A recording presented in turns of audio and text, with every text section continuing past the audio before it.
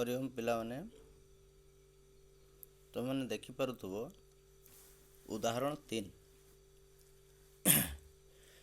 आज उदाहरण 3 रे कौन देछि ना गणित विषय केउं छात्र केते नंबर रखिछि ता विषय आमे आलोचना करिबा। तो सीडी सारणी उदाहरण 3 पे सारणी 7 देछि। सारणी 7 रे कौन देछि गोटे से सारणी देछि छात्र त्रैमासिक परीक्षा एवं षाण्मासिक परीक्षा, अर्थात गोटे छात्र त्रैमासिक परीक्षा केते रखिछि केते नंबर एवं षाण्मासिक परीक्षा केते नंबर रखिछि ता विषय देछि। तो छात्र माने किए किए अछंती ना अरुण, सोहम, निहार, संतोष और सुमित। सारणी 7 रे तुम माने लक्ष्य करो। अरुण त्रैमासिक परीक्षा 10 नंबर रखिछि, षाण्मासिक परीक्षा 15 नंबर रखिछि। से बेला सोहम 15 नंबर एवं 18 नंबर रखिछि, निहार 12 नंबर एवं 16 नंबर रखिछि, संतोष 20 नंबर एवं 24 नंबर रखिछि, सुमित 9 नंबर एवं 15 नंबर रखिछि। तो एईटा को से कौन कहिछि ना गोटे द्विस्तंभ लेखर दर्शाओ। तो ये प्रश्न उठुछि द्विस्तंभ लेख कहीं आवश्यक। ये देखो अरुण जेहेतु दुईटा परीक्षार नंबर रखिछि तेणु दुईटा परीक्षा को आमे गोटे ग्राफ रे बा गोटे लेखचित्र रे दर्शाइबा पई हबो। तो एइडी मने रखो द्विस्तंभ लेख कहीं आवश्यक जेते बेलू गोटे पिलार बा गोटे जिनिसर दुईटा तथ्य को आमे स्तंभ लेखरे दर्शाइबा सेते बेलू हमको द्विस्तंभ लेख आवश्यक होइथाय। ताले द्विस्तंभ लेख कहीं आवश्यक ना कौनसी गोटे छात्र बा लोक बा जिनिस रो जदि दुईटा तथ्य को गोटे ग्राफ बा लेखचित्र माध्यम दर्शाइबा पई हेबो ताले हमको द्विस्तंभ लेखर आवश्यक होइथाय।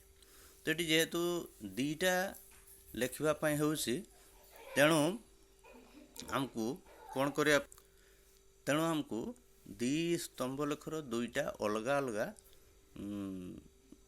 चिन्ह माध्यम दर्शाइबा पई हेबो। एठी देखो आमे वर्तमान लक्ष्य करिबा सेई ग्राफटा को। सेई ग्राफ रो गोटे एक्स अक्ष अछि आ गोटे वाय अक्ष। तळे देछि एक्स अक्ष एवं ऊपर को उठिथिबा अक्षटा होछि वाय अक्ष।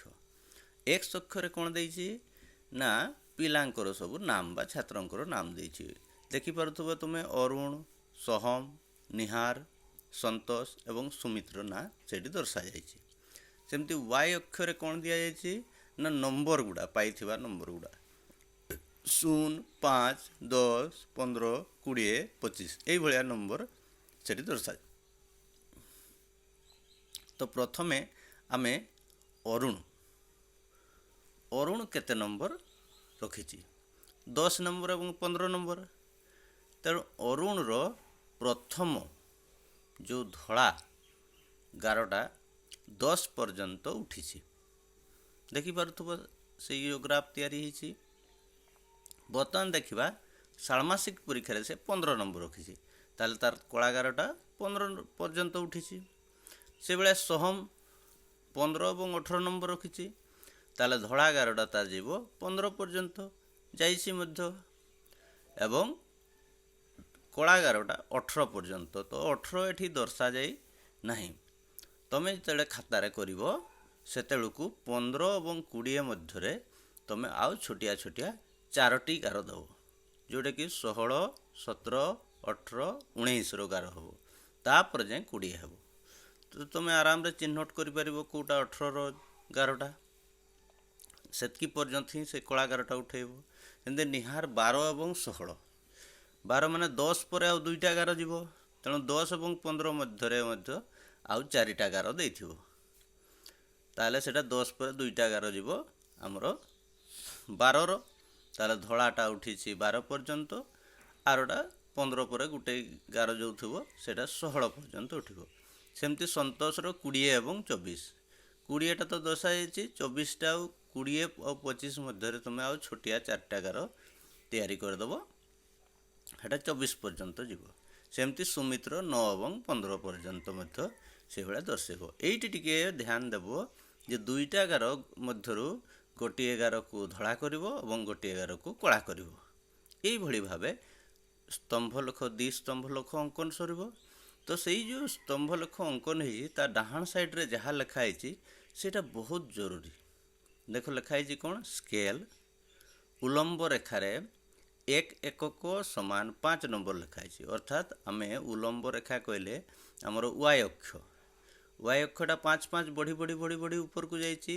0 5 10 15 20 25 ଏଇଭଳିଆ ଉପରକୁ 5 5 ବଢ଼ି ବଢ଼ି ଯାଇଛି।